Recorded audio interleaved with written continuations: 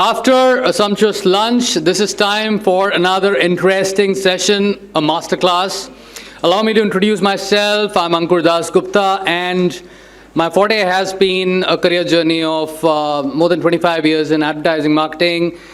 However, I stepped into the world of coaching, and this has been a love that I've developed over a period of time, and very interesting fraternity this is. And as a member of ICF Delhi NCR chapter, I thank Debeshi for inducting me in, and Kenneth as well.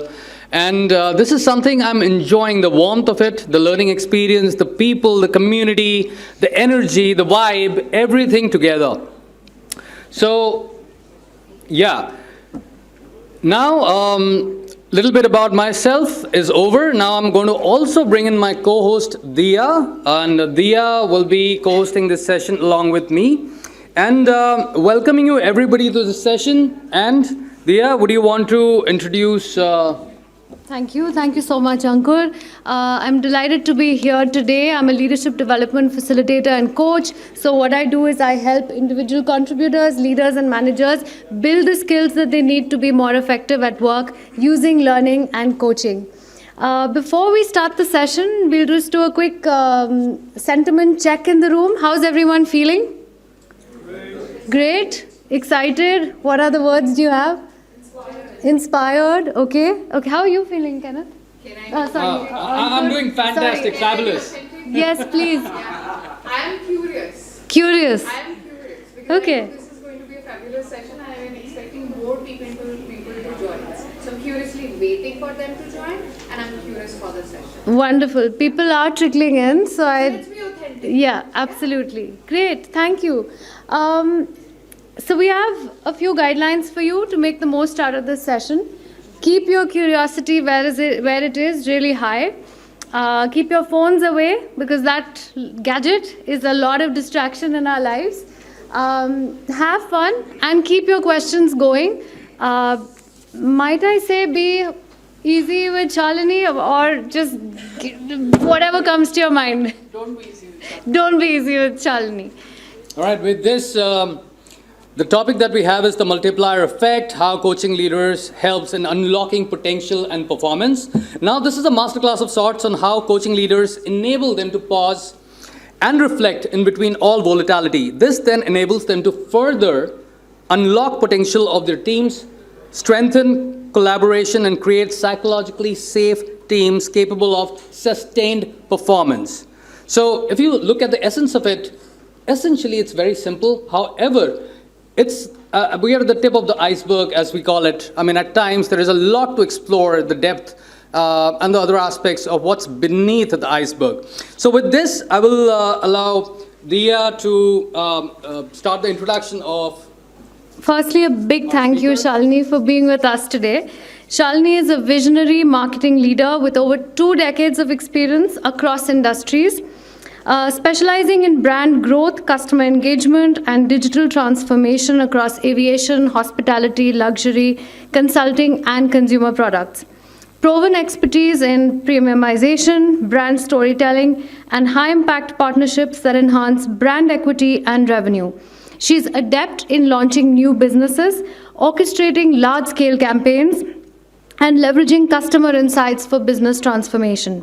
Also recognized as one of Asia's top 100 women leaders and a thought leader in her space. Wow.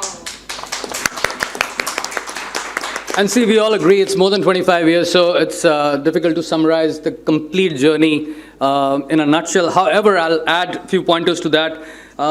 She's a strategic leader who has worked as an executive coach as well, and known for her ability to blend business acumen, emotional intelligence, and customer-centric storytelling. She has a career, spanning over Taj Hotels, Horlicks. She has worked with Pedigree, Snickers, Gillette, Braun, to name a few. And right now, she is the CMO at Bangalore International Airport.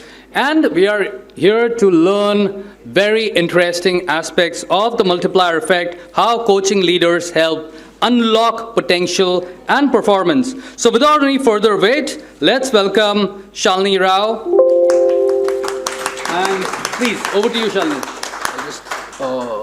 I think this got mixed up. There are a few rapid fire questions. Yeah, while he gets the presentation Yeah. Yes, up. absolutely. So the first one, I didn't ask you, Shalini, how you are feeling right Please. now. I'm also curious. Oh, okay. I'll tell you what, because I want to know what's going to come at From me the that audience. side. So the audience needs to live up to that. Great. My next question, Shalini, you've come from Bangalore. So do you prefer the all-round pleasant weather in Bangalore or Delhi winter? Definitely the all-round pleasant weather in Bangalore, but the food in Delhi winter wins hands down. Wonderful. And what's your favorite dish? Oh, many, but I'll go into the kebab territory, and that's where I am. Nice, nice. Now my next question, traditional style of marketing or new age marketing? I don't think it's a choice. Okay. I think tradition is where the foundations lie, but you can't function today without the new age. So, Wonderful. can you hear me? Not really, right? Because I'm turning to the side. Maybe Oh, I'll yes. use the mic. Yeah. So, no getting away from tradition because that's the foundation, but you need the new age too. So, I don't think it's a choice. Wonderful. And because you allowed us to be a little spontaneous and you said you can throw surprises, you do have Gypsy Soul written somewhere in one of your introductions. So tell Yes, us I a bit do. more. Very simple. I don't like boundaries, and I don't like this has to be done this way. And I love to travel, both within the kind of jobs I've done as well as just personally. I like to travel as well. So discovery is a part of who I am, and so I never get stuck in one place. Wow, lovely. Last question. This is a trick one. Marketeer by heart or coach by heart? That's a tough one. Marketeer coach by heart.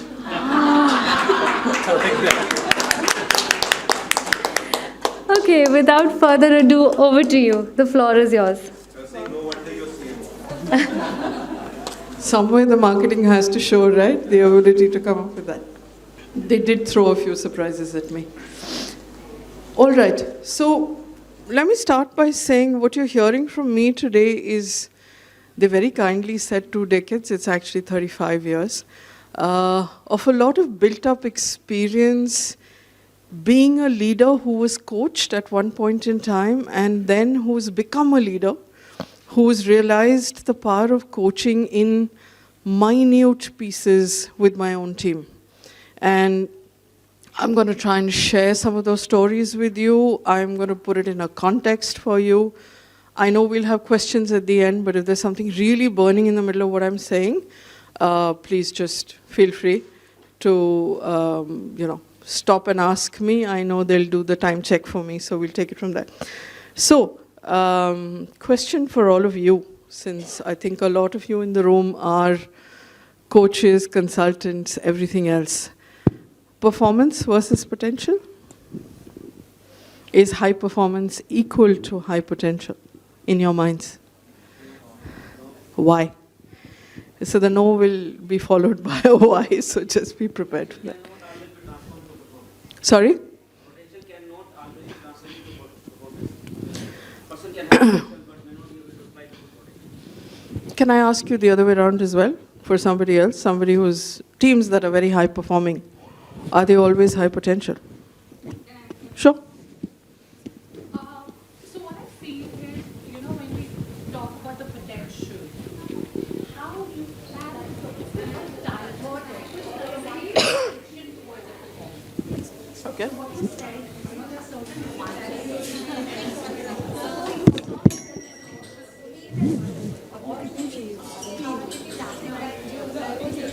Right. that's something, and it's not necessary, the alt could be where that, the right potential is not matched to the right skill. Hold that thought. The only point I want to make with this one is sometimes, and especially in the current day and age, teams are so busy functioning, so busy delivering on performance. Leaders are judged on performance, whether it's their roles, whether it's you're a public limited company, it's the next quarter results, whatever it is, you're judged on performance. most leaders are judged on performance. And so therefore, they are so busy running behind execution, running behind everything else that they have to deliver, that they are not taking time to stop and they're not taking time to stop and reflect. Not working. Working. No, this is working. You might have to be a little closer to the mic. I'll have to lean forward? No. Then I'll go, yeah. There's not time. We're not taking time to reflect. We're not taking time to sit and consolidate our learnings, right? And just during lunchtime, Rajat hasn't come back into the room yet, but the conversation I just had with him was about how I don't have time. And I'm in the middle of my PCC journey, and I was just telling him, I don't have time. Now, this is reality. You will face this with leaders you're coaching, and as leaders, this is exactly the answer you're going to get at every time. And it's something, if I look back all these years, I've been CMO now for about 15 years, it always comes up. What's more important, the execution deadline or the time to take 5 minutes to reflect? If I were to ask you, just as a black or white question, execution deadline or time to reflect, what would you say? Just show of hands. Execution deadline. Okay, a lot more coaches, so very few more will say time to reflect. But hand on heart, honestly, which gets priority? Execution deadline always gets priority. Because the pressure is too high, the result of failure is not something you want to be in front of as a leader. Having said that, what's happening to us as leaders, what's happening to the leaders that you're coaching, and what's happening to the leaders within my own team that I'm trying to coach to get ready to function without me, right? In my head, the biggest role of leadership is redundancy. You need to make yourself completely redundant so the teams can function without you. A leader who is not willing to be redundant is in a lot of trouble. Will never have any time to do anything. So these few points that I've put up there, which is leader is so stressed. I have to be strategic. I'm dealing with the modern generation. People are having mental health issues. I've got to be empathetic. I've got to be careful on what I say. And yet, I have a deadline. I've got to be agile. I don't have an option, right? And this pressure is all the time and over and over and over again. And having now done 35 years, I have seen this exponentially blow up in the last 10 years, and even more so in the last 5. It's just that I think the country is growing at the pace it's growing, some of our businesses are growing at the pace, our ambitions are absolutely crazy, and therefore leaders are stuck with this. They're definitely stuck with this, and I can tell you personally, this weight is overwhelming. I have woken up in the middle of the night thinking of all of this. But here's the reality. What's actually missing sometimes with your team is not that they are not capable. When you run up against an issue, when you're running against a deadline, I have come up against situations where I've had my team come and say, I can't do this. Or I'm watching and I'm saying, minor deadlines, milestones are getting missed. My tension's going up. I can't sleep at night, right? That's going to happen to the leaders you're coaching as well. But once again, what I have learned over the years, that's the point to pause. That's the point to take the space. May sound very, very difficult to do, but it's something I think I started promising myself about 10, 15 years ago, and my God, has it worked for me. I was very hesitant initially to do it.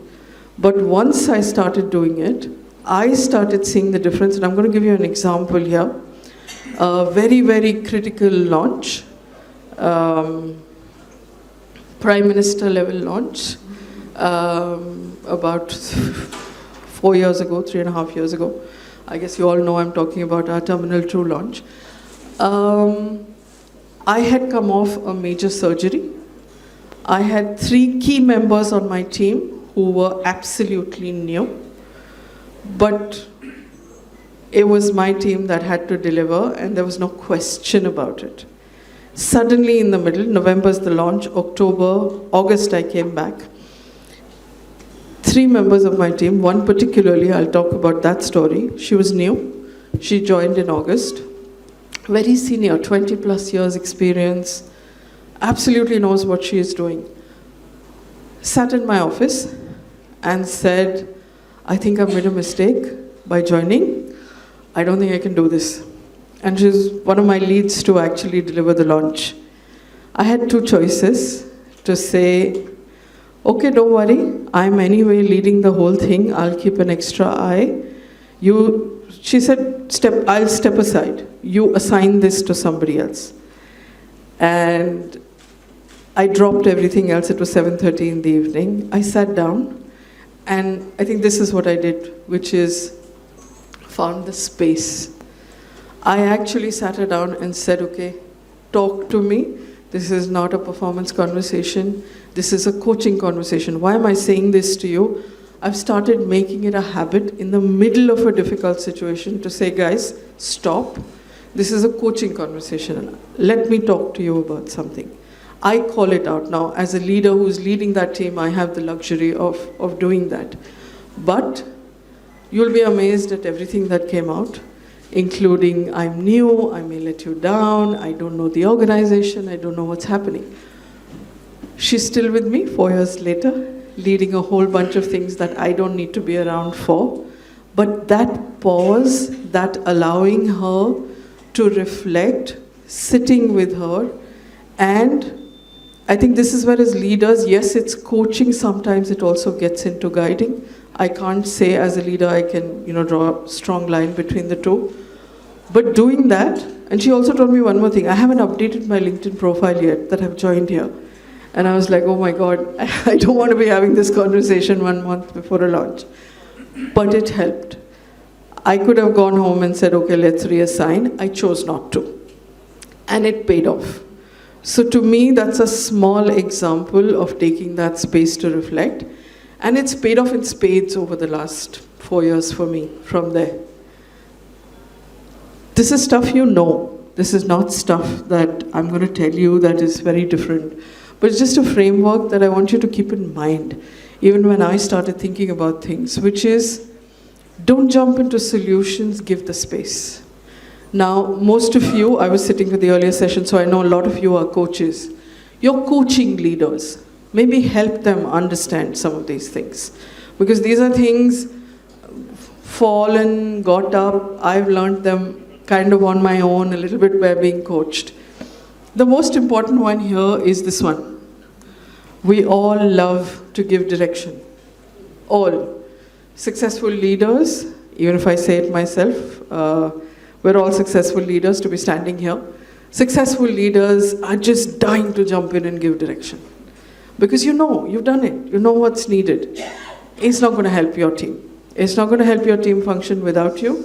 Not going to help your team be a high potential team for the rest of the organization, where they don't necessarily need you in every room, right? And the other one is, this one I learned the hard way. I always thought ownership and credibility was mine, okay? Till I started doing this and started having the conversation and started to actually divest ownership and do collective ownership. Bring it in through these coaching conversations, and I have been blown away in several situations where my team has just run with stuff without me when I've not been around. So just a quick one on that. This one's my favorite one, but it's not our job to create followers. So if you're coaching your leaders, please don't teach them how to create followers. Please don't allow them, because you're not supposed to be teaching them. Please don't allow them to follow a set of principles where they're building followers. Leaders cannot grow and make themselves redundant if they're going to have followers, because everybody's going to come running back to them at every stage. So for me, the shift that it created for me, and I think it creates across the board, is I hate giving answers when anybody walks into my room. My job is always to ask a question. It's like, because teams as a habit in largely hierarchical organizations, the habit is to come and ask. Tell me what to do. Temptation as a leader is to tell. And that is where the question, if you keep the coaching hat on at all times, if you make it about them, that's where the question. The second one, control versus trust. My favorite line, trust, but, anybody wants to finish it for me? Trust but verify. Don't abandon. Don't say, I've coached you, I've told you what to do, now I'm going to go off and go for a vacation to Goa. No, that doesn't work like that. Trust but verify, be there. Keep that little comfort for them behind. Individual versus collective. I have had the very bad habit about 10 years ago of saying, guys, how can you not do this? This is my credibility at stake. I learned, it's not my credibility at stake. It's everybody's. It's the organization's. It's what everybody's collectively delivering. All came to me not because light bulb went on, but because I've gone through my own journey of being coached to understand how to make my teams more effective. And so I'm just literally sharing a few very personal things here. The other one is, of course, chaos versus clarity, which is what we're talking about. But I want to share a slightly different example here on this one. We often think coaching our teams is about coaching them to make them better performers, coaching them to deliver at their highest potential. I've had at least 3 instances, and I'll share one, where coaching your team is also about coaching somebody out of your team. Not asking them to leave your team, please note the words I'm using, but coaching them out of your team, because sometimes there is a mismatch. It does get in the way of delivery. It doesn't mean that the person you're dealing with is incapable. They're just in the wrong environment. And very recently, about 1.5 years ago, I had somebody on my team who was managing a certain part of very important reputation work, who suddenly, after being around for about a year or so, got into personal issues, got triggered by a bunch of things that happened across the organization that completely got in his way, to the extent that it started impacting the safety of some of the people around on the team. It was the hardest thing I ever had to do. It was very easy for me to say, you've got to go. I could have called HR and said, you've got to go. Didn't. I had him in my room, and this is where I want to say, when you're coaching your leaders, remind them to be comfortable with emotion. And those emotions can be tears, those emotions can be anger. That emotion can be, in this case, somebody who just threw something across the room. But as leaders, the comfort with emotion to be able to play that coach role at that point in time worked out well in the end. He himself said that he needed to go, he was in the wrong place. And we're still in touch. He got himself another job, took care of his own issues. But that wouldn't happen if you put on your role as me as a leader and didn't look at the emotion. So that's just one thing I wanted to add. Not soft at all. We often think, I think in the earlier session as well, performance, is coaching too soft? Am I not focusing on competence? Somebody's got to deliver. I've got an event. I've got a deadline. I've got penetration numbers. I've got market share numbers to achieve. Am I going to sit down and talk to you? The answer is yes. I have to sit down and pause and reflect that slide about taking the space. Because if I don't, how many people am I going to go through, and how many people am I going to impact in terms of their self-worth, in terms of their ability to deliver, and in terms of all of us collectively delivering for the organization? One last example here. Literally, this example, the word there is ongoing. I'm in the middle of it. And it happened about a week before I came in, which is why I put it in. A serious fundraiser that I'm working on right now. I have to raise humongous amounts of money. It's like we're trying something very, very audacious. Somebody who's leading it just lost their nerve at a very crucial time when dates needed to be closed and things need to be followed, and I saw all that falling apart. The pause here was to say, okay, what's going on? Do you need more alignment? And stories came out. Stories came out on lack of alignment from other teams. Stories came out on a little uncertainty on what decisions need to be taken. And finally, stronger ownership. Again, am I the right person to do this? Are you sure you should have entrusted it to me? I can see some of you smiling. I'm sure you've heard your own leaders who you've coached ask that of themselves, but also your teams will ask you that all the time. And I've heard it way too many times. And for those who are wondering whether it's gender specific, it's not.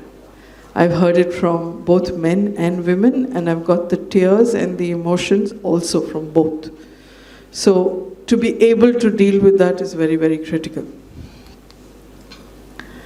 Most importantly, my learnings. What's on this slide is really my learnings and things that I have told myself over and over again. And I've reminded myself. And it's not like the journey is done in 35 years and I'm standing here and telling you that, hey, I do this every day. No, I mess up sometimes. But the point is conversations, not instructions. Reflection, not reaction. Oh, react I do. I have lost my temper, obviously, on occasion. And ownership, not dependency. Strangely, as I've hit 30 plus years, slowly this feeling of dependency is now getting irritating as a leader. And you will have leaders who are on that journey too, who will like the idea of dependency, maybe gently help them understand. Dependency in the long term is a very, it kind of actually causes trouble. So these are my three things that if we as leaders have to be coaches, if you have to tell your leaders to look at, how they function, I think these are the three things you need to help them through your own conversations and journeys, help them understand. But the real question that I have asked myself is, where does coaching come into all this is because how do I create an environment where I'm creating a bunch of leaders? It's not just me as a leader, it's not just me standing up as a leader, but how am I helping my leaders evolve? Now, when you have assignments with organizations, very often, you're coaching the senior folks. You're not necessarily always going down to coaching a whole bunch of, the masses. Some organizations can afford it, some can't. So how do you empower the leaders you are coaching to coach down themselves, to actually be coaches themselves in their own way? Doesn't matter whether you have the certification or not. Do you have the patience, the ability to pause, and the ability to reflect and help the team move along? So those were the two things. But I have a bunch of small questions for you, and also a list that I put together for you is, what do you think is the biggest danger for a leader as a coach?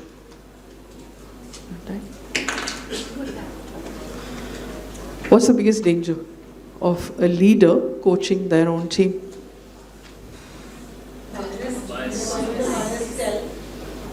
Because of the bias tell. Differentiating between being the one who drives performance Mm-hmm. because at the end of the day, as a leader, you have to go. You need to get the performance, you need to get the deadlines met. Absolutely. At the same time, you also have to be the coach. Flip it for a minute. Look at it from the point of view of the team. What do you think is the danger there? They would get irritated by you asking questions all the time. One by one. Sorry? They would get irritated by you asking questions all the They can get really agreed with you. They can get really pissed off with you saying, okay, just tell me what to do. Stop giving me gyan. Right? Just tell me what to do. Okay? I think also trust. A vulnerability in what way? Probably related to the trust factor. You don't trust the coach enough to give that. Because the coach is your boss.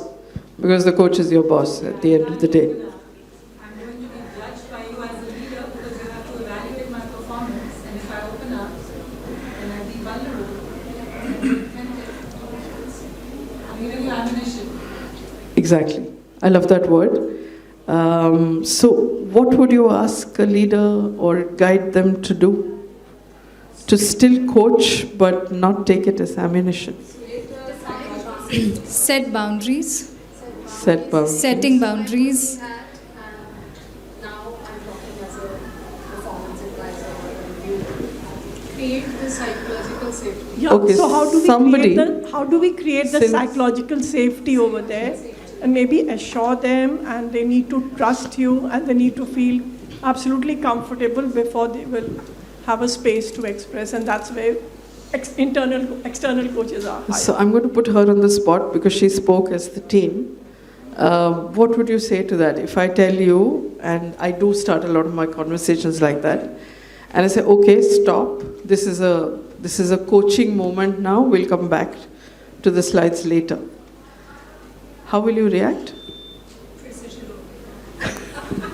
Correct. So what do I need to do so that you don't say फिर से शुरू हो गई? See, for me, I think flipping back to you, Yeah. you would be doing it differently for different team members. Somebody who's new, you'll be doing lesser of, say, coaching conversations, more instructing, like with that girl who's now 4 years with you. I'm assuming the kind of conversations that are happening with her are she's getting stuck at a lesser intervals. And for you to understand whether the stuck part of it is mental or whether it's a system. Sure. Do I give an instruction right now? Do I help her come out of it? Got it. So it's I'm going somewhere very specific with this one. I want to see if somebody in the room picks it up. You're close. You may already have it at the back of your head, but please. I think the real challenge with leadership is that they have to be the coach. They don't have to tell the person that they are. Exactly. The minute you start making that distinction, Yep. you start playing the role. I think that's where the problem is. Because the greatest of leaders are the people who are the coach. But it's not that they say they are the coach. So they use the process of coaching Without saying that they're coaching. but they will never ever say that they are coaching at this point in time, or they're a coach, or this is a coaching conversation. They are the coach. That's what they are. Absolutely. Thank you for saying that. One more thing I wanted to add. When you're playing that role as a leader, the sensitivity as to whether you should do this in public with the whole team or you do it one-on-one is a very important sensitivity to pick up as a leader.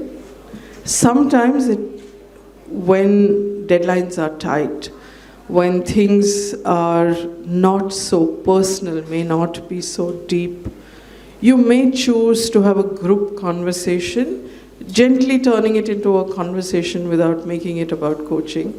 But there are times as a leader, you'll have to make a choice to do this one-on-one because there's something deeper going on. That instinct to hone as a leader, as a coach, is extremely important because you can really, really mess it up otherwise. You can truly mess it up otherwise.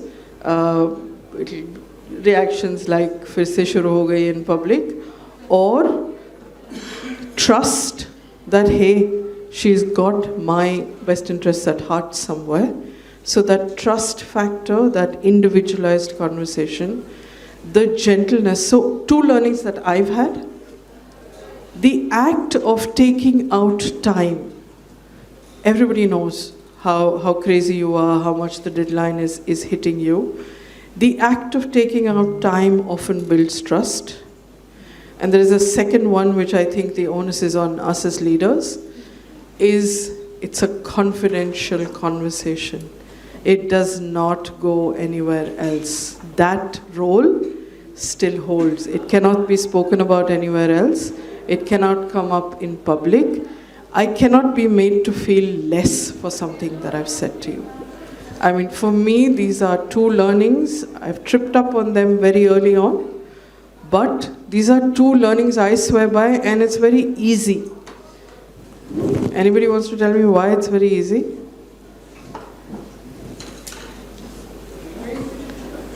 No, very easy to remember them. If you follow something very simple. Would you like anybody to do that to you? Yeah, that's all. It's very easy. Because when we are coached, when we're looking at it that way, we wouldn't want anybody to do that to us. So we can just keep that in mind. We will be coaches. Who said that? I was going to say, treat people the way you want to be treated. Absolutely. The golden rule, right? We could. Just finally.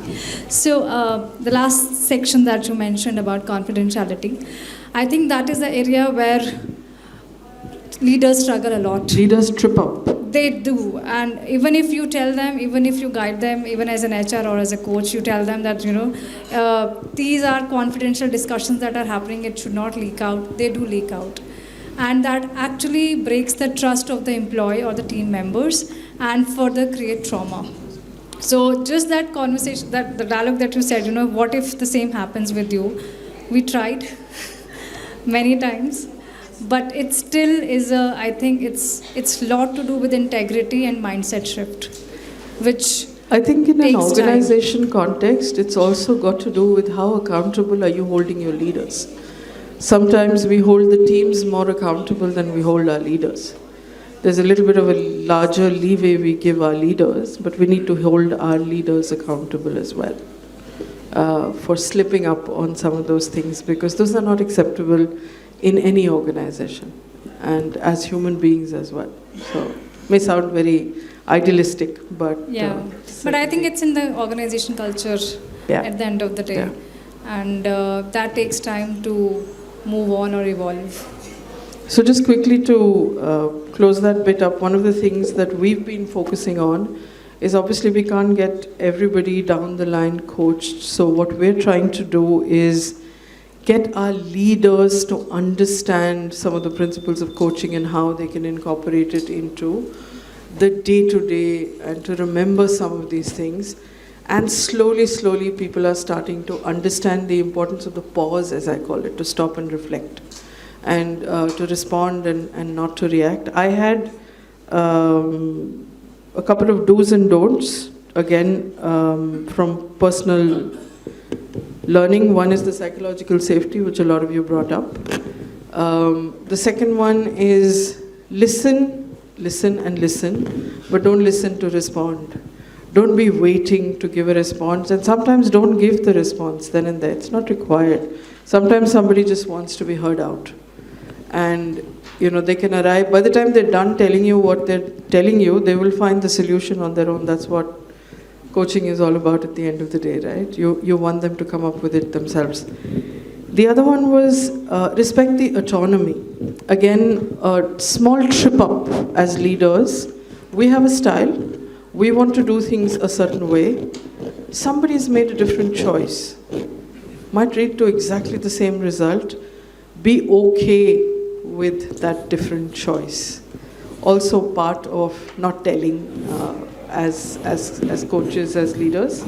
And finally, at the end of the day, for me, it's a simple framework that I like to follow, which is just pause for a minute, ask the questions, take time yourself to reflect, and then align. I think what happens very often is we pause, we reflect, we do everything, but we forget that piece of alignment, where everybody then comes back on the same page.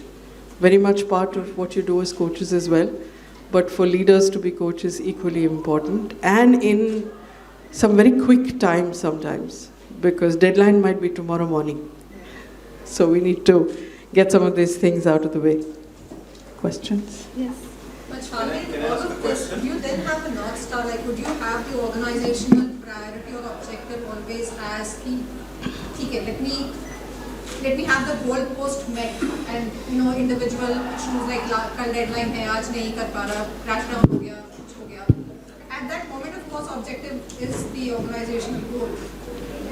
All right, in the interest of time, just a second. In the interest of time, we'll take 3 questions in total because we are so. First, your question. Harsh reality of organization and business. Business results, outcomes come first. I think the agility of the leader to incorporate coaching into their style, like he said, is what will help move this faster. It will never be a choice of, okay, let me sit down and let me push the deadline. Not going to happen. Never going to happen. Business is business. Outcomes matter. Over, above, everything else. Question is, how do you empower yourself and your team in that process to go through this little piece that needs to be done? Well, if you coach them, they'll anyway start working faster, so your deadline will anyway get met. Correct. So while a lot has been discussed about how coaching is ingrained within a leader's approach to dealing with day-to-day tasks, just wanted to understand a little bit from a leadership perspective what efforts or initiatives probably are happening on the ground from an organizational perspective of widening the scope and usage of coaching. As we say, coaching as a culture, is that really happening on the ground? And if not, then can something more be done from a leadership perspective to bake in so that it really starts creating some impact? And why necessarily only at the leadership level or CXO level? Why not at the mid-level management as well? So, I have worked across about 10 organizations now. It's a mixed bag.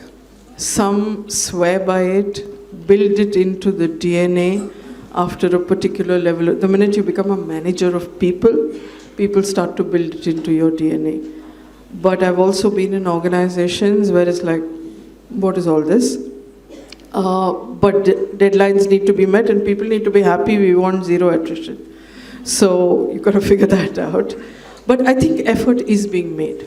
Having said that, I think effort is being made to even not just coach the absolute, let's say, management team level, but your second level, your even one level below that, your DRs, all of them, because exponential now, spans of control are no longer 2 and 3. People are controlling massive spans. So it's happening. Is it happening as fast and as formally as it potentially needs to? I don't think so. I think it's some organizations have it built into DNA. You all heard Rupika earlier. But others are at least making an effort. And I can say that for my organization where we've started making that effort and started at least speaking the language. Can I just ask a follow-up question? Sure. Is there ever, like you always talk about business cases, to support whatever efforts and have been taken in any, for that matter, in any regard, with specifically coaching in mind? Are there any business cases that are ever even worked upon and then kind of communicated in the larger, fraternity within the company organization or within a community of organizations? I don't think so. I've not seen enough of that. The employee forum, R&R, everything goes to business and performance. I've not seen it yet, and there's scope for it. So that devil's not got its due yet? Not at all. Which is why you're having sessions like all of these and you have raga happening so that it gets into everybody's DNA. Thank you. You have a question. Excuse me. Last question now. Can I? Hi. I have a question. We are talking about leader as coaches from so long. And when we talk about leader as coaches, we are giving them coaching principles to follow, coaching conversations, that how to do that powerful conversation. Is there any parameter or element to check that these leaders who are given limited coaching knowledge are living up to that, that expectation, that it is not getting diluted at down the line where coaching is actually happening? The question is coming from the space where when we are becoming coaches, there's a lot of inner work. Mm-hmm. There's a lot of study. There's a lot of lived experience we live every day in getting to that space of be a coach, being present. So is there any element or a parameter to check at an organization level where these leaders as coaches, when we are saying, are actually getting assessed that they are not diluting the coaching conversation or coaching essence when they are actually coaching down the line? There are organizations that assess it, but not enough. Because when I sit down for my performance appraisal conversation at the end of the year, that's not a conversation that comes up. So when you are having the conversations with organizations, when you're setting up those coaching conversations, those constructs, the measurability, bring this in. Because if that accountability, measurability is not forced in, it's going to become something that got done. Some will do it, some won't. And if it's not part of the performance appraisal conversation that I go through at the end of every year, you know where it's stopped. Push for it, because if you're running, and I'll give this back to you in a minute, if you're so focused on business that you're afraid to ask for the accountability from the other side as well, you're just going to be very happy to have got the business. Push a little bit. Thank Anybody you. else who would want to take it just offline? We can do it offline. Tea break. Thank you so much, Shalini.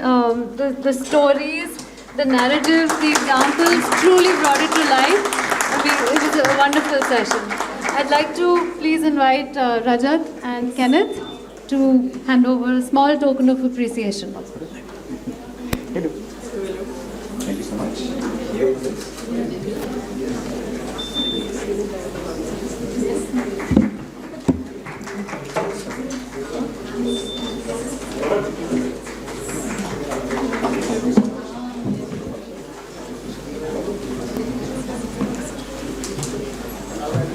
Thank you so much, Shalini. It was an insightful session.